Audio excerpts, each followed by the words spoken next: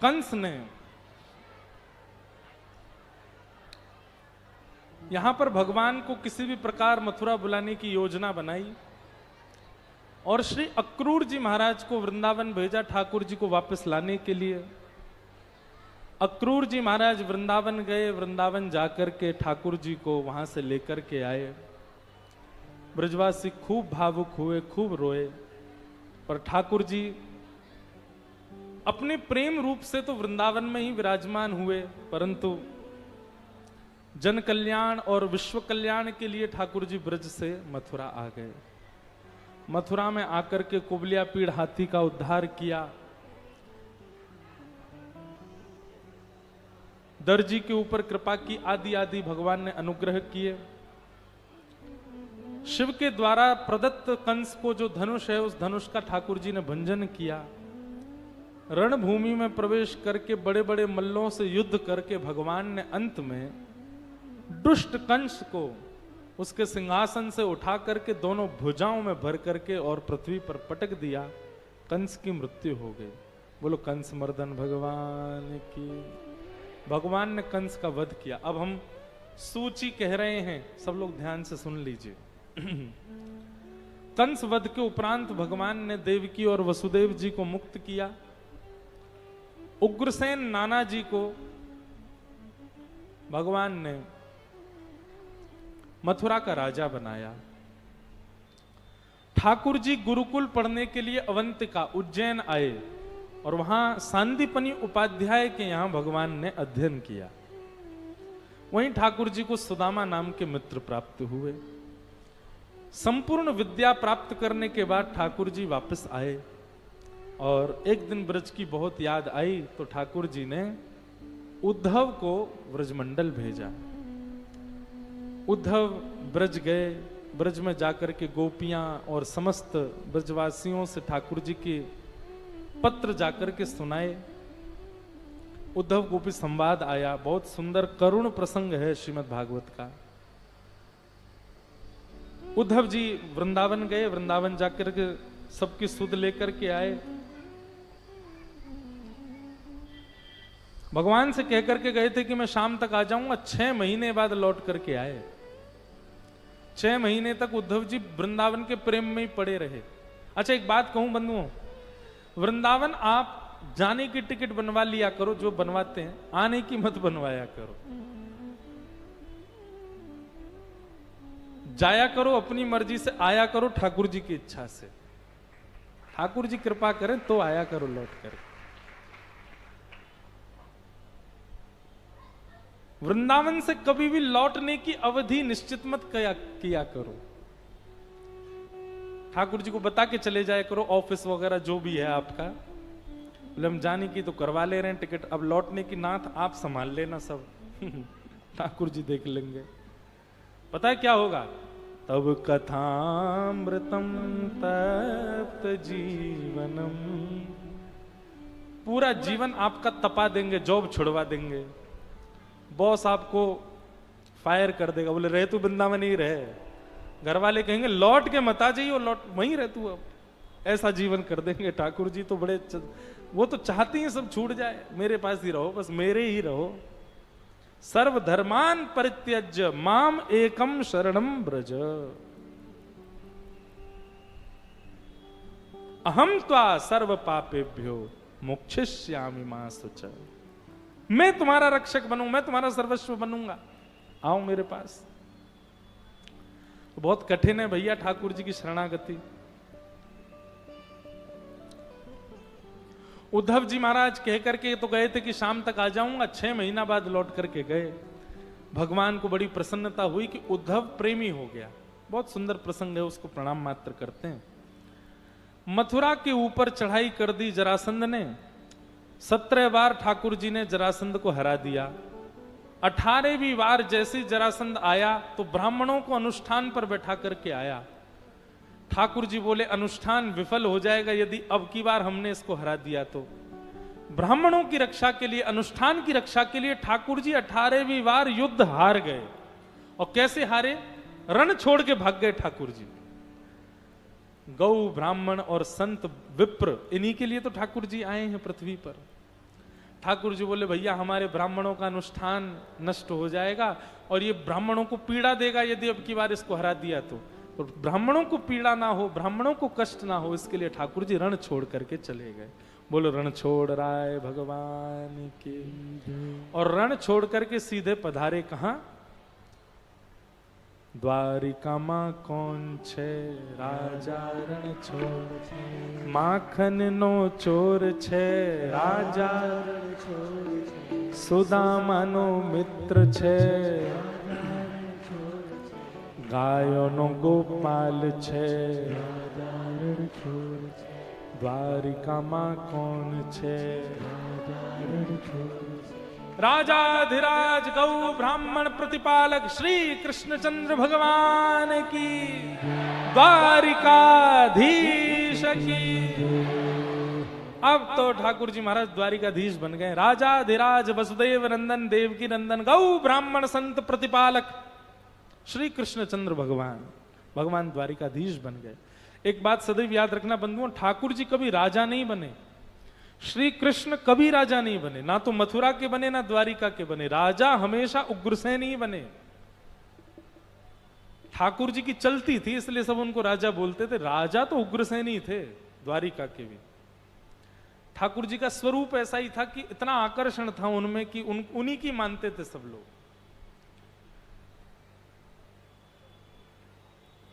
जैसे हमारे महाराष्ट्र में भी श्री छत्रपति शिवाजी, वो तो राजा हैं, पर एक समय के बाद पेशवा बाजीराव की सब मानते थे। ऐसा नहीं कि उनको राजा, वो राजा वही हैं, पर पेशवा भी यदि कुछ कहते तो सब स्वीकार करते थे। तो ऐसे ही महाराज हमारे द्वारिका के राजा भी उग्रसेन ही हैं, पर हस्ताक्षर कृष्ण के ही चलते हैं, उन्हीं की बात से ही सब काम होता है, इसलिए उनको राजाधिराज कहा जाता है। गद्दी पर बैठकर के पदवी मिले ये कोई विशेषता थोड़ी है, बिना गद्दी के पदवी मिल जाए ये विशेषता है। ठाकुर जी की ऐसी विशेषता, ऐसी ठाकुर जी के ऊपर अनुग्रह हुआ, कृपा हुई। बलराम जी का विवाह रेवत राजा की पुत्री रेवती के साथ में हुआ। अब भगवान कृष्ण की बारी आई और जैसे ही ठाकुर जी की बारी आई महाराज, महाराष्ट्र में कौंडनपुर है, वहां कौंडन्यपुर के राजा भीष्मक, उन्होंने ठाकुर जी को, उनकी पुत्री का नाम रुक्मणी, वो रुक्मणी ठाकुर जी से बहुत प्रेम करती थी, भगवान को पत्र लिखा। पत्र देख करके ठाकुर जी आनंदित हो गए और भगवान सुंदर श्रृंगार करके पधारे और श्री रुक्मणी जी के साथ में वर्ण कर लिया, उनके साथ विवाह हुआ। बोलो रुक्मणी रमण भगवान की। रुक्मणी जी के साथ में ठाकुर जी का मधुर वर्ण हो गया। अब कथानक बहुत है, हम थोड़ा व्यवस्थित होकर बोलेंगे, हमको डिस्ट्रैक्ट मत करना बस। हाँ भगवान का रुक्मणी जी के साथ में विवाह हुआ। द्वितीय विवाह ठाकुर जी का जामवती के साथ में हुआ। जामवंत की पुत्री जामवती के साथ भगवान का विवाह हुआ। सेमंतक मणि का उपाख्यान सुनाया गया। एक मणि थी, हजारों किलो सोना रोज देती थी। ठाकुर जी ने उस मणि को कार्यालय में जमा करने के लिए एक प्रस्ताव किया सत्राजित को, जिसकी वो मणि थी। सत्राजित ने मना कर दिया। लेकिन कुछ ही दिन बाद उसकी वो मणि पहन करके सत्राजित का भाई निकला और उस भाई को शेर ने मार दिया। मणि लेकर के शेर चला गया, शेर की मणि भालू लेकर के चला गया और इल्जाम पूरा भगवान के ऊपर आ गया। सत्राजित ने कह दिया कि मणि मांग रहे थे भगवान द्वारिकाधीश, मैंने देने से मना कर दिया, तो उन्होंने ही मेरे भाई को अगवा करके उसको बंदी बना करके मणि चुरा ली है। बिना सत्य जाने किसी पर आक्षेप नहीं करना चाहिए बंधु। दृष्टिपूतम निषेध पादम, पहले दृष्टि से देख लो, कानों से सुन लो, सब प्रकार से आप जब समझ जाओ बात को, तभी किसी के ऊपर आरोप प्रत्यारोप या आक्षेप लगाओ। बिना जाने बिना सुने जब आप किसी पर आक्षेप लगाते हैं, किसी पर आप किसी भी प्रकार का संशय संदेह करते हैं, तो आप भी तैयार रहिएगा, एक दिन आपके साथ भी ऐसा होगा। संसार चक्र है। आपने किसी को ना जाने उसके बारे ये तो ऐसा ही है, मुझे तो पता था इसके बारे, इसके संशय तो मुझ पर पहले से ही हो रहा था, और 4 जगह आपने उसकी बदनामी कर दी, तो आप भी तैयार रहना, एक दिन आपके साथ भी होगा ऐसा। इसलिए भैया सोच समझकर, जान करके, विश्वास करके ही किसी के ऊपर कोई भाव रखना चाहिए। पर 17 ने बिना जाने भगवान के ऊपर कलंक लगा दिया। एक पक्ष तो यह है कि बिना जाने किसी पर कलंक नहीं लगाना चाहिए, और दूसरा पक्ष ठाकुर जी की तरफ से समझो कि भाई किसी की भी वस्तु है उस पर कभी दृष्टि मत डालो।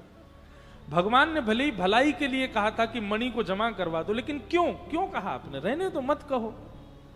आओ नहीं आदर नहीं, नहीं नैनन प्रेम, तुलसी तहां ना जाइए, चाहे कंचन बरसे मेघ।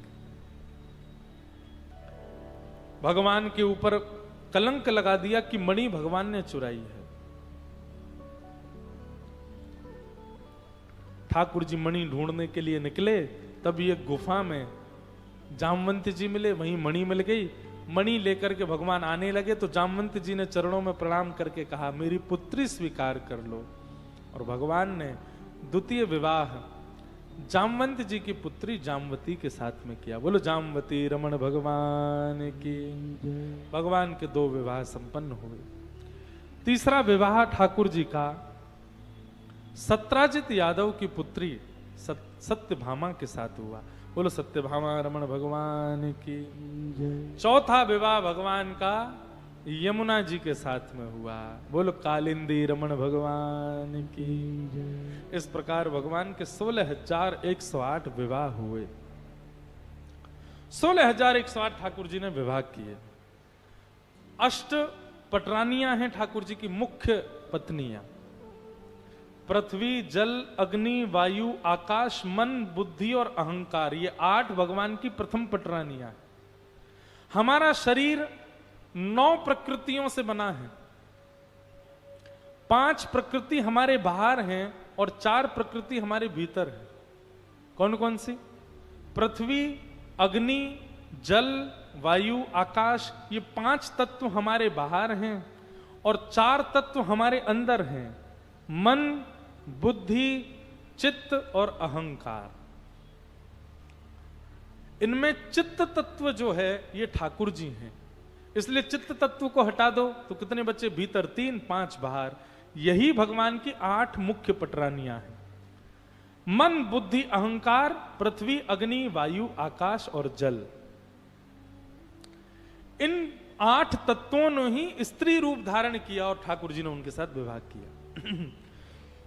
विवाह क्या किया? मैं अपनी आज की भाषा में कहूं तो ठाकुर जी ने रजिस्ट्रेशन करवाया। थी तो उन्हीं की, 8 उन्हीं की प्रकृति है। भगवान ने केवल प्रमाणित कर दिया कि मेरी ही है। 16,100 जो हैं ये कौन है?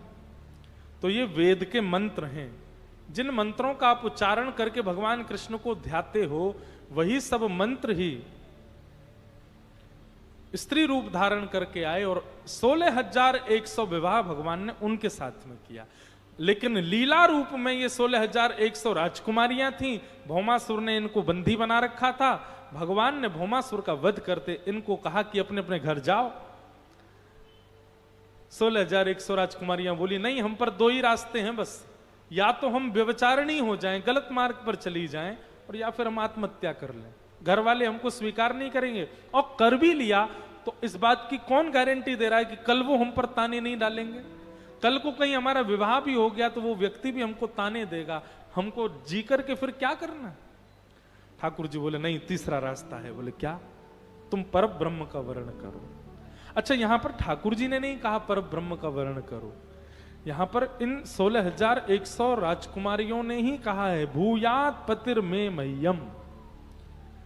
ब्रह्मा जी से प्रार्थना करती हैं कि ये हमको पति रूप में प्राप्त हो जाए। तीसरा विकल्प भगवान ने कहा ठीक है, और 16,100 भगवान ने ब्याह किए। लेकिन बंधुओं, भागवत में वर्णन आता है भगवान अपनी 16,108 पटरानियों के साथ एक रूप में नहीं रहते। सबके अलग अलग भवन हैं और हर भवन में ठाकुर जी अलग अलग रूप से निवास करते हैं। मतलब 16,000 पत्नियों के लिए ठाकुर जी भी 16,108 रूप धारण करके रखते हैं। इसलिए इसको सामान्य लीला मत समझना कि ठाकुर जी ने 16,108 ब्याह किए, हम 2-3 कर लें।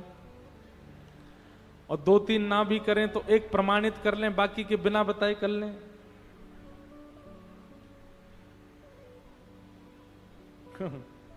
वाह, तो अब होली होगी तभी ले आना। यूं बोले रुक्मणी विवाह की झांकी तैयार है। मैंने कि यहाँ तो 16,108 ब्याह हो गए, अभी रुक्मणी विवाह पे पड़े हैं। तो अब जब होली उत्सव होगा तब दोनों को ले आइएगा। अभी होली उत्सव भी होगा ना कथा के विराम में, तब रुक्मणी, अब ये सोचना रुक्मणी जी नहीं राधा रानी आई हैं, इसीलिए अब कथा के विश्रांति में दोनों स्वरूपों का यहाँ पर आगमन हो जाएगा, उसी समय आनंद करेंगे।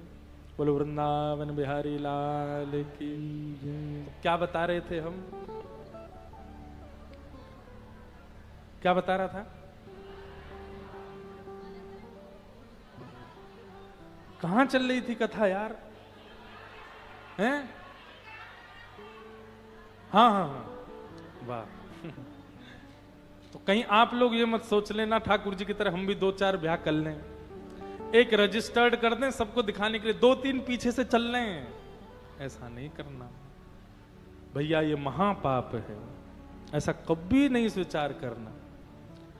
और हाँ ठीक है, हम अनुमति दे रहे हैं, कर लो, लेकिन शर्त यही है कि 4 ब्याह तो आपके भी 4 ही रूप होने चाहिए, और एक ही घर नहीं, 4 अलग अलग घर में रहो, चारों के साथ अलग रहो, कर सको तो कर लो, लेकिन यदि ये संभव नहीं है तो भैया एक ही के होके रहो और एक ही को संभाल लो, बस उसी में ही बहुत है। भगवान ने 16,108 ब्याह किए। आगे राजा नृण की कथा आई, नारद जी भगवान की गृहचर्या का दर्शन करने आए, ठाकुर जी की दिनचर्या भागवत में बताई गई है, बहुत सुंदर दिनचर्या है भगवान की। जैसे हम किसी से पूछते हैं आप अपने पूरे दिन बताओ, सुबह कितने बजे उठते हो, सब लिखा ठाकुर जी सुबह ब्रह्म मुहूर्त में उठ जाते हैं। मतलब ब्रह्म मुहूर्त कहते हैं, आज की घड़ी के हिसाब से कहें तो 3:45 बजे को 3:45 पर ब्रह्म मुहूर्त प्रारंभ हो जाता है। आप कहोगे हम तो उठे ही रहते हैं उस समय। हम सब तो जगे ही रहते हैं महाराज जी। उल्लासनगर के लोग कुछ भी कह सकते, ये भी कह सकते महाराज जी रात में ठाकुर जी ब्रह्म मुहूर्त में उठते हैं तो मतलब ठाकुर जी सोते हैं, ठाकुर जी सोते हैं तो हम ही लोग संसार चलाते हैं, जब ठाकुर जी उठ जाते हैं तब हम सोने जाते हैं। उल्लासनगर के लोग ये भी कह सकते हैं। भैया आनंद है यहाँ तो, मौज ही, रात में तो दिन शुरू होता है यहाँ पर।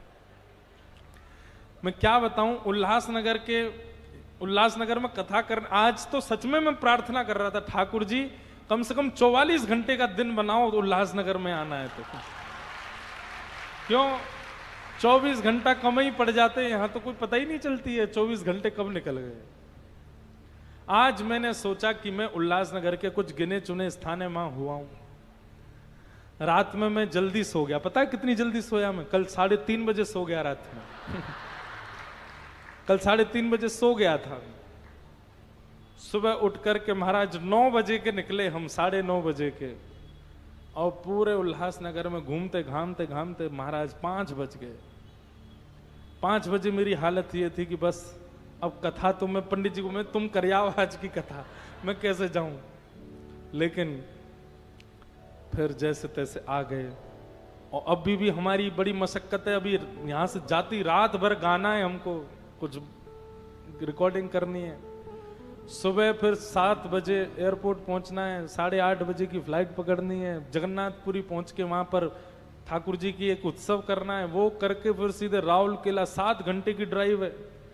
मतलब ये समझिए परसों हम सीधे गाड़ी से उतरेंगे, व्यास मंच पर बैठ के सीधे कथा करेंगे, सोएंगे कब पता नहीं। बताओ, आप ताली बजा रहे हो, बहुत अच्छा महाराज जी, ऐसे ही रहो। तो भाई यहाँ का दिन तो 44-45 घंटे का हो तब थोड़ी बात बने, 24 घंटा कम है उल्लासनगर में।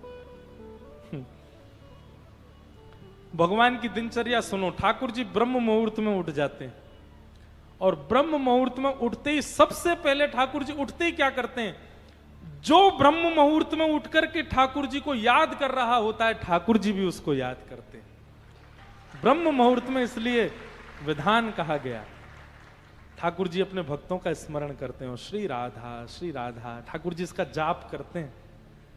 जप करते हैं किशोरी जी का।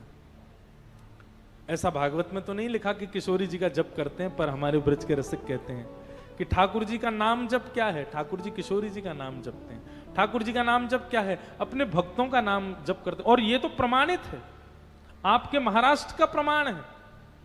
श्री पंडरीनाथ भगवान, विट्ठल भगवान, उनका रात्रि शयन हो गया, कपाट बंद कर दिए, और कपाट बंद करने के बाद में पुजारी जी सोने चले गए। और जैसे ही सोए महाराज, तभी उन्होंने स्वप्न में क्या देखा कि हाथ में करताल लिए और श्री पंडरीनाथ भगवान उछल उछल करके कीर्तन कर रहे हैं। पुजारी बोले, मैं तो सुला के आया हूं, पर मुझे कीर्तन में दर्शन क्यों हो रहा है? ऐसा तो नहीं कि मंदिर में कोई अव्यवस्था हो गई हो? और गलती से रात्रि के 2-2:30 बजे, 3 बज रहे होंगे, पुजारी जी ने स्नान ध्यान करके मंदिर जैसे ही खोला तो क्या पाया? वास्तव में श्री पंडरीनाथ भगवान हाथ में करताल लेकर के कीर्तन कर रहे थे, और कीर्तन में क्या गा रहे थे? ज्ञानोबा तुकाराम, ज्ञानोबा तुकाराम, ज्ञानोबा तुकाराम, ज्ञानोबा तुकाराम। श्री तुकाराम जी का और ज्ञानेश्वर जी का कीर्तन कर रहे हैं ठाकुर जी। हम ठाकुर जी का कीर्तन करते हैं, और जब हमारी प्रेम लक्षणा भक्ति चरम हो जाती है ना, ठाकुर जी हमारा कीर्तन करते हैं, ठाकुर जी हमको याद करते हैं। इसलिए वारकरी वैष्णव जो हैं, वो जब जय जयकार बोलते हैं तो उनका जय जयकार कैसा? पुंडली कवरदा हरि विठ्ठल, श्री ज्ञानदेव तुकाराम, श्री पंडरीनाथ भगवान की जय। श्री ज्ञानेश्वर माउली को याद करते हैं, श्री जगत गुरु श्री तुकाराम जी महाराज का स्मरण करते हैं, भगवान उनका कीर्तन करते हैं। ठाकुर जी की दिनचर्या बताई गई।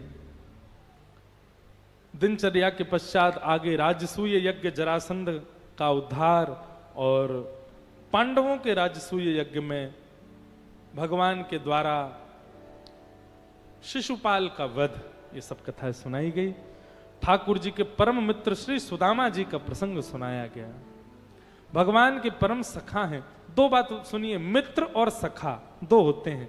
एक मित्र होता है, एक सखा होता है। मित्र मतलब कभी कभी मिले, जरूरत पड़ने पर मिले, वो मित्र है।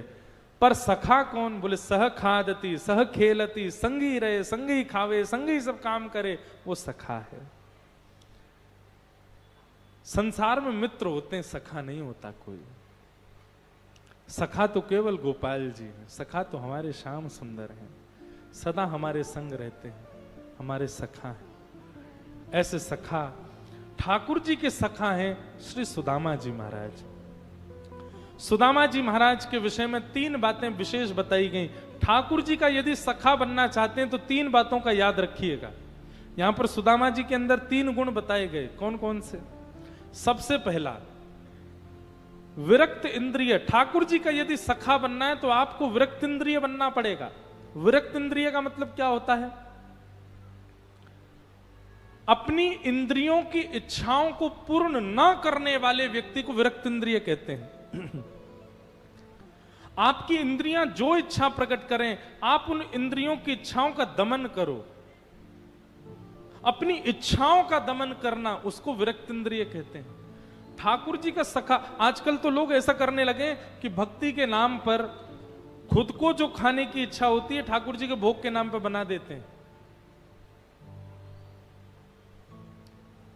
एक बात सदैव याद रखिएगा, जहां का जिस घर का भोजन पति से और बच्चों से पूछ के बनता है, और फिर ठाकुर जी को, वहां ठाकुर जी कभी भोजन नहीं करते। मेरे मन का थोड़ी बना है, तुमने अपने बच्चों से पूछा, अपने पति से पूछा, मुझसे पूछा। हमारी कही एक बात मानना, 4 सब्जियां सोच लो, 4 आइटम सोच लो, पर्ची बनाओ 4, उसमें 4-4 आइटम लिखो, ठाकुर जी के आगे उछाल दो, फिर एक उठाओ, जो आ जाए समझो यही ठाकुर जी की इच्छा, वही बनाओ, वो सबको पवाओ। अभी क्या होता है, पति को जो प्रिय, बच्चों को जो प्रिय, वो ठाकुर जी भोग लगाएंगे। हमको जो प्रिय वो ठाकुर जी भोग लगाएंगे। नहीं, ठाकुर जी को जो प्रिय वो पूरा परिवार पाएगा। ये नियम होना चाहिए भोग का। इसलिए इस प्रणाली को बदलो। कभी जभी की बात अलग है, कभी कभी की बात अलग है, पर प्रयास यही करना चाहिए ठाकुर जी को जो प्रिय हो वो ठाकुर जी को प्रदान किया जाए। क्या हो गया भैया? सब लोग बैठ जाओ।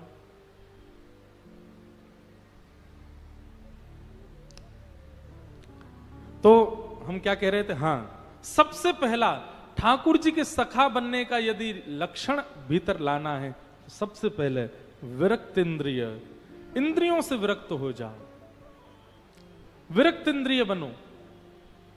अरे सखान को बाद में ले आई हो भैया, अभी होली शुरू तो होने दो, अभी नहीं रुको, बैठ जाओ, वहीं पे बैठ जाओ, वहीं कहीं बैठा दो, साईं के पास बैठा दो, जब होली शुरू हो तब लेके आई हो इनको। इधर देखो, यहां देखो, यहां देखो, कथा सुनो। इसीलिए तो नहीं बुला रहा था मैं। तो अभी हम 5 मिनट में कथा पूरी कर रहे हैं, सुनो ध्यान से। विरक्त इंद्रिय सबसे पहला, जो इंद्रियों से विरक्त है, जिसकी अपनी कोई इच्छा नहीं है, ठाकुर जी की इच्छा से अपनी इंद्रियों को भोग भोगवाता है, वो ठाकुर जी का सखा। दूसरा प्रशांत, जो अत्यंत शांत है। एक तो होता है शांत, एक प्रशांत। प्रशांत मतलब बहुत ही ज्यादा शांत, बहुत शांत रहो, जब बोलो तब अच्छा बोलो, मधुर बोलो, ठाकुर जी के विषय में ही बोलो, उसके अतिरिक्त कुछ ना बोलो।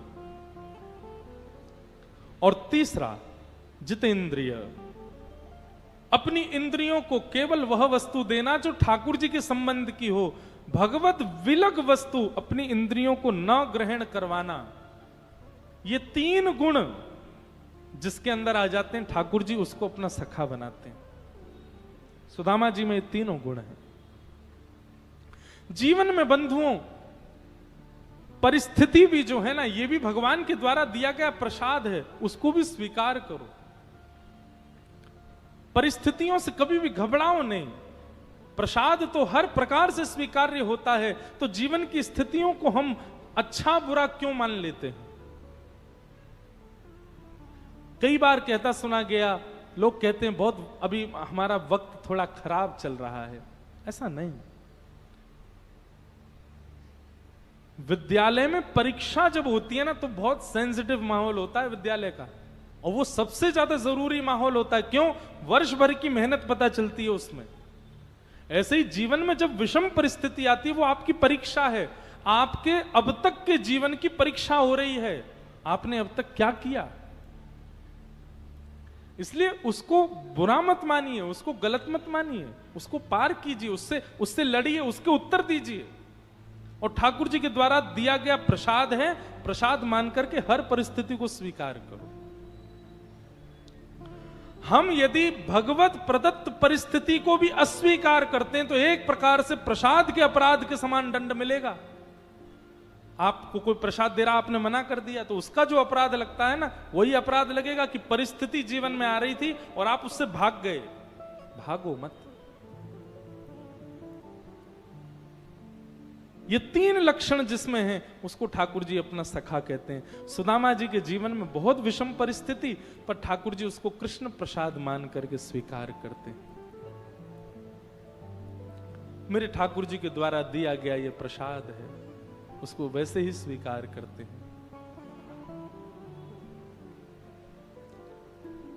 सुदामा जी महाराज की पत्नी एक दिन पीछे पड़ गई, बोले आपके सखा श्री कृष्ण हैं, मिलने क्यों नहीं जाते हो कभी उनसे? तो सुदामा जी कहते हैं, मेरी दशा देख करके कृष्ण कहीं ये ना सोचे गरीब है, कुछ मांगने आया है, ऐसी भावना उसके। मैं तो जाऊंगा केवल उससे मिलने और उसको प्रेम करने, पर मेरी स्थिति देख करके कहीं वो ये ना सोचे कि कुछ मांगने आया, इसलिए मैं नहीं जाता। पर सुदामा जी की पत्नी तो ये चाहती थी कि कृष्ण देखे इनकी स्थिति, दिखेगी तो कुछ तो कृपा करेंगे। और आज पत्नी की सौगंध जब लग गई सुदामा जी को, तो सुदामा जी द्वारिका गए। चलते चलते चलते चलते महाराज रास्ता भटक गए सुदामा जी। किसी से पूछा द्वारिका कितनी दूर है? बोले आप गलत आ गए हो, अभी यहां से करीब 50 मील वापस जाओ, वहां से एक रास्ता कटेगा, वो द्वारिका जाएगा। सुदामा जी तो वहीं गिर गए, बोले मैं कैसे जाऊं? चलते चलते पैरों में छाले पड़ गए, मुझ में इतनी सामर्थ्य नहीं कि मैं पहुंच सकूं, कुछ दिन से कुछ खाया भी नहीं है, मैं कैसे जाऊं? एक गजल के शब्द हैं, सुदामा जी की स्थिति पर कभी कभी याद आते हैं। रस्ते भर रो रो कर हमसे, रस्ते भर रो रो कर हमसे, पूछा पाँव के छालों ने, वसती कितनी दूर बसाली, बसती कितनी दूर बसाली, दिल में बसने वालों ने, रस्ते भर रो रो कर हमसे, पूछा पाँव के छालों ने। सुदामा जी कोई सामान्य व्यक्ति नहीं है भैया। भगवान श्री कृष्ण को गृह कार्य मिलता था ना जब गुरुकुल में, होमवर्क ठाकुर जी थोड़ी करते थे, सुदामा जी पूरा करते थे ठाकुर जी का। और उसके बदले सुदामा जी कहते, लाला मैं तेरे गृह कार्य कर दूंगा, तुम वो कहा देगो। बोले रात में जब सब सो जाएंगे ना, तब मैं तुमको बंशी सुनाऊंगा, तब मैं तुमको नृत्य करके दिखाऊंगा, तब मैं श्रृंगार करके तुमको अपने रास बिहारी रूप को दर्शन कराऊंगा। और इन्हीं लोभों में ठाकुर जी को पढ़ने थोड़ी देते सुदामा जी। बोले तुम बस बैठे रहो, तुम्हारे सारा काम पूरा। सुदामा जी की स्थिति यह है कि गृह कार्य जब गुरु जी देते हैं तो सुदामा जी पहले कन्हैया का पूरा करते हैं। और कई बार सुदामा जी को दंड मिलता है, क्यों? क्योंकि कन्हैया का पूरा करने में अपना छोड़ देते हैं। ऐसे सखा, इतने अंतरंग, इतने समीप सखा हैं ठाकुर जी के श्री सुदामा जी।